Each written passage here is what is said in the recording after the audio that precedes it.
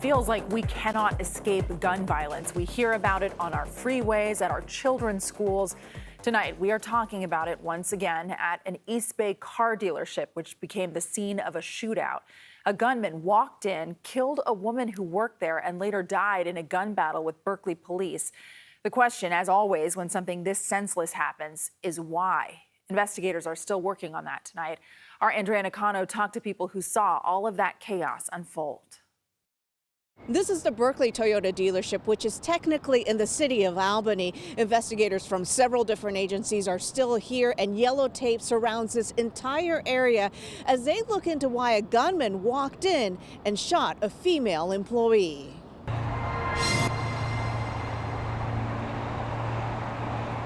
Berkeley and Albany police quickly started getting 911 calls around 11 Thursday morning about an active shooter in the area. Several employees grabbed the first car they could find and fled to a nearby business. Nafanua Pele owns an auto repair shop right down the street and was there to help. Earlier when they all ran over here, the girls were crying about it.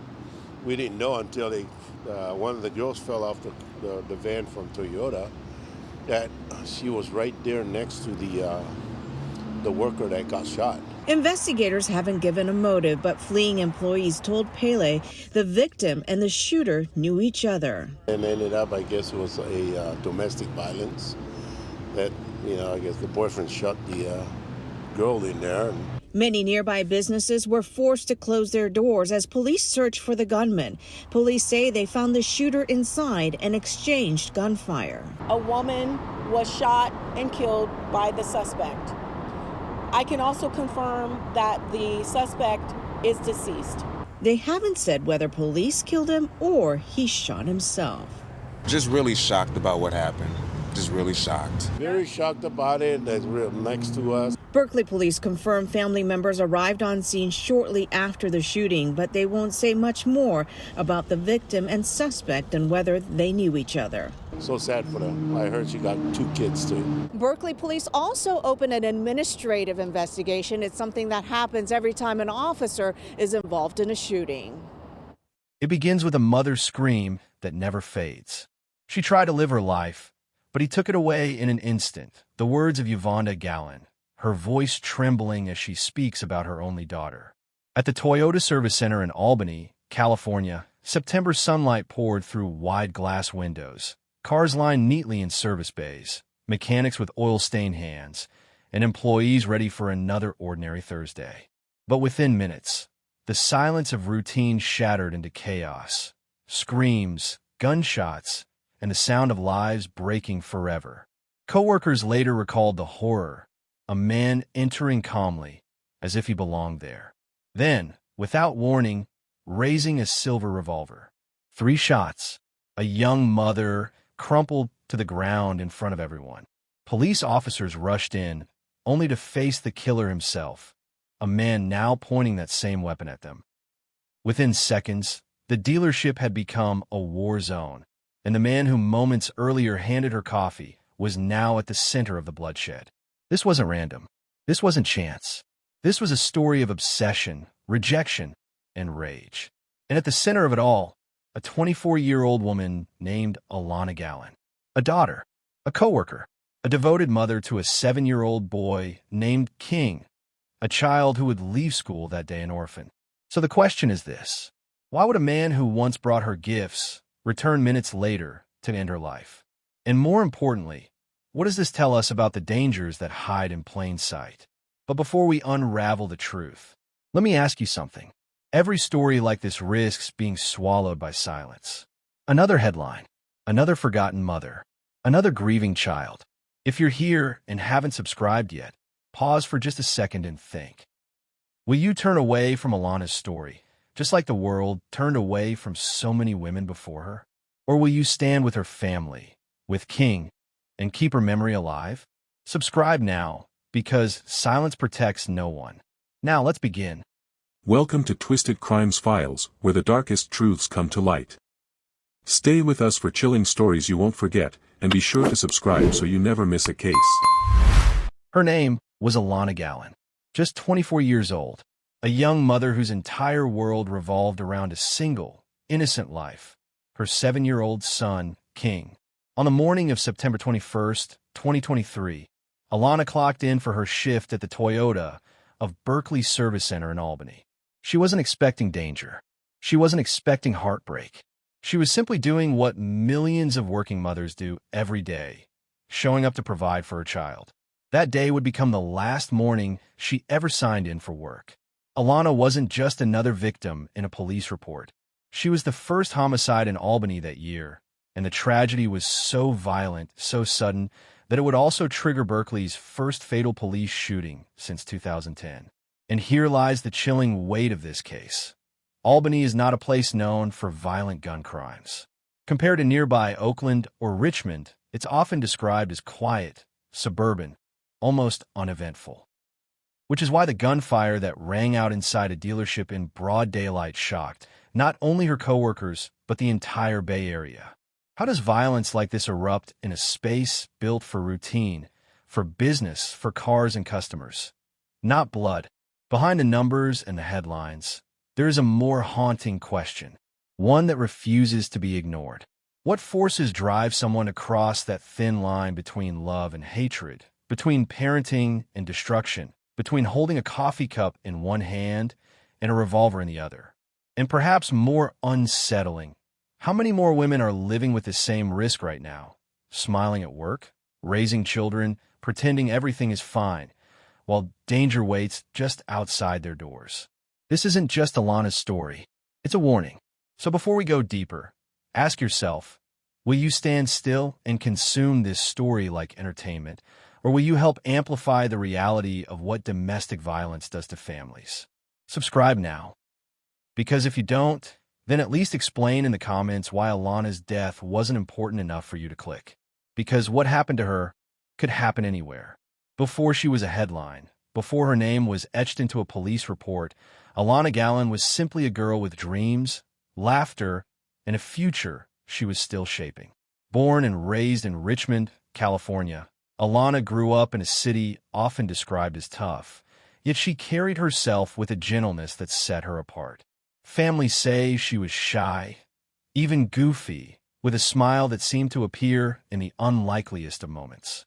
She loved music, she loved to joke around, and she had an energy that softened the hardest days for those closest to her. But the part of her identity that mattered most was this: Alana was a mother. She became one at just 17 years old, when she gave birth to her son, King. Many might have faltered under that kind of responsibility at such a young age. But not Alana. She pledged, from the moment she found out she was pregnant, that she would be the best mother she could possibly be. Her family says she lived by that promise every single day. She worked tirelessly, not only to provide, but to build something more meaningful: stability, a future. To her co-workers at the Toyota Service Center, she wasn't just another face on the payroll. She was the young woman who greeted everyone, even on the hardest mornings. They remember her as polite, respectful, someone who always made an effort to say hello. It may have seemed small, but in workplaces where tension often runs high, Alana's warmth stood out. But her truest light shined at home. With King, she was the mom on the sidelines cheering at youth basketball games, the mom saving up for enrichment programs, the mom who dreamed of sending her son to college one day. Football and basketball, those were his passions, and she encouraged every step. Her mother, Yvonne, later wrote in her grief, Alana was incredibly kind, caring, shy, and goofy. She had a lot of love to give and more life to live. She always put King's needs before her own. This wasn't just words of mourning. It was truth. Friends describe her as the type of mother who sacrificed, who worked long hours, who set aside her own youth so her child could have more than she did. Alonna Gallon was not a statistic. She was not just a victim of domestic violence. She was a daughter, a mother, a coworker, a dreamer, and she deserved to live long enough to watch King grow into the man she was raising him to be. But that dream ended too soon.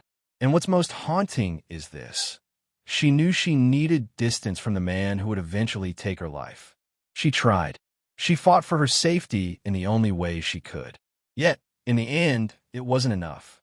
And if you think her story is unique, it isn't. Every year, thousands of women are killed in America at the hands of current or former partners. Think about that.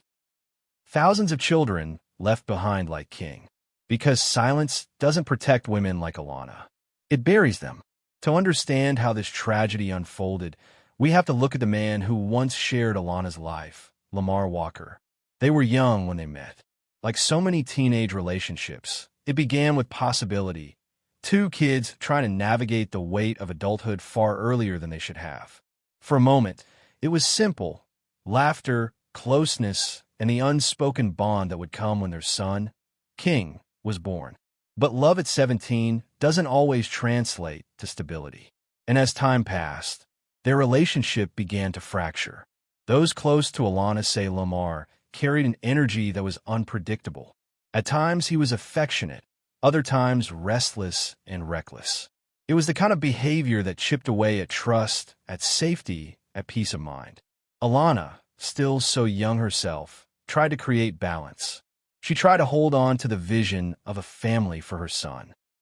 But eventually, she faced a truth too many women know. Some men cannot be partners, and their presence does more harm than good. By the time she reached her early 20s, Alana had made the difficult decision to distance herself from Lamar. She didn't cut him out entirely. She wanted King to know his father. But she had pulled back, determined to protect herself and her child from the chaos his recklessness could bring. Yet separation does not always mean safety. Lamar moved away for a time, spending years in Atlanta.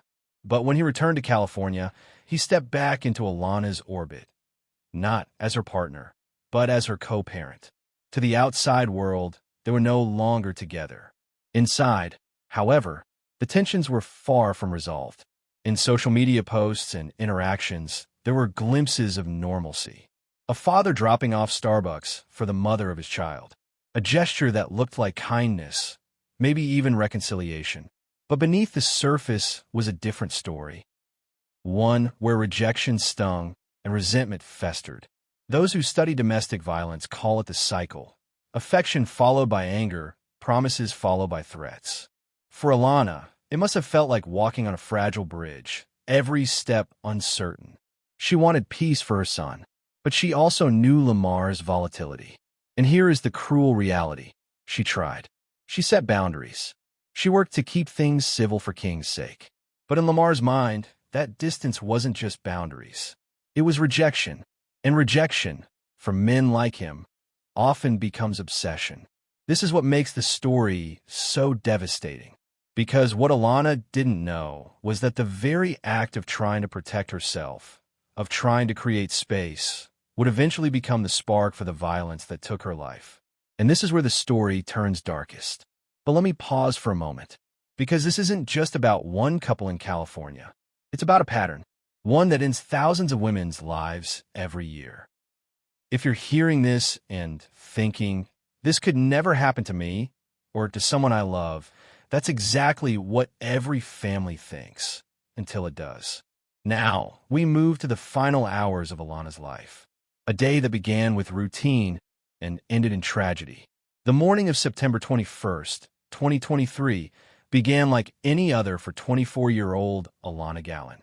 The sun rose over the East Bay, washing the streets of Richmond in pale gold. By 8 o'clock, Alana was already in motion, preparing King for school, making sure his backpack was ready, reminding him of the same things mothers everywhere do. Pay attention. Be good. I'll see you later. She left him in the care of family, just as she had countless times before heading off to her shift at the Toyota of Berkeley service center. For Alana, work was routine. She had been there for years, the rhythm of cars being checked in, phones ringing, paperwork stacking up. It wasn't glamorous, but it was steady, and steady meant stability for King's future. By mid-morning, the service bays were busy. Customers dropped off cars. Technicians moved quickly, rolling tool carts and checking diagnostics. Inside the glass-walled waiting area, people scrolled phones, sipping coffee as if nothing in the world could disturb the normal hum of the day. At around 11 a.m., Lamar appeared. He wasn't loud. He wasn't hostile. He simply walked in carrying Starbucks, a peace offering, a gesture that, to onlookers, looked harmless. A man delivering coffee to the mother of his child. Witnesses remember that moment clearly. Alana accepted the drinks, polite as always, but there was no reunion in her eyes. It wasn't a scene of affection. It was businesslike, detached. She went back to her work. 15 minutes later, the door opened again. Lamar had returned. This time his hands were empty. It was 11:15 a.m. when he approached her once more. Employees remember the sound first, a sharp crack that echoed through the service bays. Then another, then another. 3 shots. Chaos erupted instantly. Mechanics dropped tools and ducked under cars. Customers sprinted toward exits. Some froze in disbelief, unable to process what had just unfolded in front of them. Alana fell where she stood, struck down before co-workers who had spoken to her just moments earlier. There was no chance to run, no time to call for help. No final gouvier. As Lamar stood over her, the shockwave of what he had done rippled across the dealership. Someone screamed. Someone else dialed 911. And then, in the minutes that followed, the situation escalated further. Lamar moved to the second floor, revolver still in hand. Some say he turned the weapon on himself. Others recall hearing a single muffled shot before the building was swarmed by responding officers. By then, the service center, once filled with the smell of oil and tires, was filled instead with gunpowder, sirens, and terror. The timeline of that morning was short. Barely an hour between Alana preparing her son for school and her coworkers cradling her body, waiting desperately for paramedics. And in that hour, a life was erased. A child was orphaned, and a community was shattered. But here's the part that makes it unbearable. Alana had no reason to believe that morning would be any different. To her, it was another workday, another chance to earn for her son. She couldn't know that the man who handed her coffee would soon return with a revolver. And that truth should terrify all of us. Because how many other women wake up today believing they are safe, when in reality danger is only minutes away? The clock had struck 11:15 that morning, and nothing would ever be the same. Now, let's step into the aftermath of those shots, the discovery of the crime that left an entire city reeling. When the first 911 calls came through, dispatchers could hear only fragments, screams, chaos, someone shouting, "He's got a gun." Within minutes, Albany and Berkeley police units converged on the Toyota service center. It was late morning, but the dealership looked like a battlefield. Customers ran from the building, some clutching children, others frozen in shock. Employees spilled out through side doors, many too shaken to form words. And inside was the silence that follows violence. Officers entered cautiously, weapons drawn. The smell of gunpowder still hung in the air. On the ground floor, just steps from a service counter, they found her. 24-year-old Alonna Gallon lay motionless, struck by the bullets that ended her life. Papers were scattered near her body. A cup of coffee had toppled to the floor, its contents spilling across the tiles. She had been alive and working only moments earlier. Now she was a victim in her own workplace. Medics rushed in, kneeling at her side, performing compressions, desperate to find a pulse. But the injuries were devastating. There was little they could do. As this unfolded downstairs, the real danger had shifted above. On the second floor of the dealership, officers spotted the suspect, Lamar Walker, armed, blood already on his clothing. Witnesses later recalled that he had turned the revolver on himself after shooting Alana, but he was not dead. He was moving, conscious, and when police made contact, he raised the weapon toward them. The standoff lasted only seconds. 5 officers discharged their weapons. The sound of their gunfire shook the entire building. Shattered glass and dust rained down as bullets tore into walls. And then it was over. When the smoke cleared, Lamar lay on the floor, fatally wounded. Officers approached cautiously, kicking away the revolver before checking for signs of life. Despite first aid, he would not survive. The service center was now a scene of dual tragedy. A young mother murdered, a father dead by police gunfire, and a 7-year-old boy, King, left without either parent. Outside, streets were blocked. Patrol cars lined the highway. Helicopters circled overhead. Reporters rushed to the scene, their cameras capturing distraught workers being escorted out. Some cried openly. Others clutched phones, calling family, whispering it could have been me. For Albany, this was unprecedented. It was their first homicide of the year. For Berkeley police, it was the first fatal officer-involved shooting in over a decade. But beyond those statistics was something more human, more devastating. A mother's body left under a white sheet, while her family sat miles away, unaware that her life had already been stolen. And here is the cold truth. Alana didn't die in a dark alley or on a lonely street corner. She died in broad daylight, at her place of work, surrounded by people. If she wasn't safe there, were women safe? If you're still watching and haven't subscribed, I'll ask you this. Are you okay letting her death be just another forgotten story? Another line in a crime blotter? If so, write in the comments. Tell the world why you wouldn't stand with Alana's memory. But if you refuse to let her story disappear, subscribe right now. Don't wait, because forgetting is the first step to repeating. This crime scene would spark more than grief. It would launch investigations, raise questions, and leave a community demanding answers. And so we turn now to what came next. The search for truth, the evidence collected, and the chilling theories that would emerge about why this tragedy unfolded. In the hours after the shooting, the Toyota Service Center transformed from a place of work into a sealed crime scene. Yellow tape stretched across the entrances, and investigators moved methodically through the building, documenting every inch of the chaos left behind. They collected the revolver Lamar used. They photographed shell casings, blood trails, shattered glass. They took statements from employees, men and women who had seen their coworker gunned down, who had crouched under desks or fled through back exits as bullets cracked through the air. The Alameda County Sheriff's Office began piecing together the dual tragedies, a workplace homicide and an officer-involved shooting. At the same time, the Albany Police Department focused on Alana's murder, while Berkeley police conducted an internal review of the force used against Lamar. Multiple agencies, multiple layers, all orbiting the same devastating event. Investigators had little doubt about who pulled the trigger. Surveillance video captured it clearly. Lamar entering, walking straight to Alana, and firing at close range. But the bigger question haunted everyone. Why? Some said jealousy. Alana had distanced herself, and Lamar couldn't accept the rejection. Others saw it as a planned murder-suicide. Coffee first, then violence, an act staged with chilling calculation. And beneath those theories was the unshakable truth. This wasn't a stranger's crime. This was intimate violence. The kind that happens quietly, behind closed doors, until one day it explodes in public.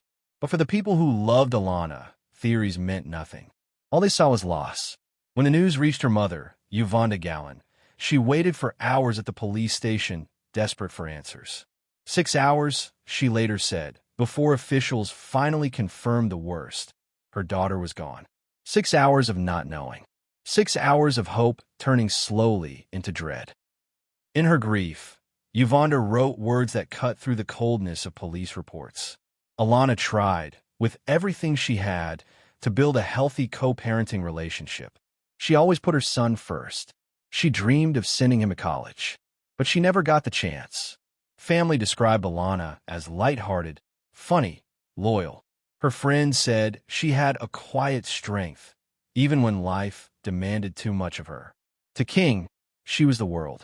Now that boy, just 7 years old, was left orphaned.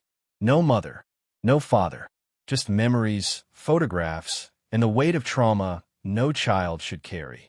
The community's response was immediate. Vigils were held outside the dealership, candles flickering in the night, coworkers and strangers standing side by side. Flowers and cards piled at the gates. People who had never met Alana whispered prayers for her son. Her family launched a GoFundMe, not for themselves, but for King's future.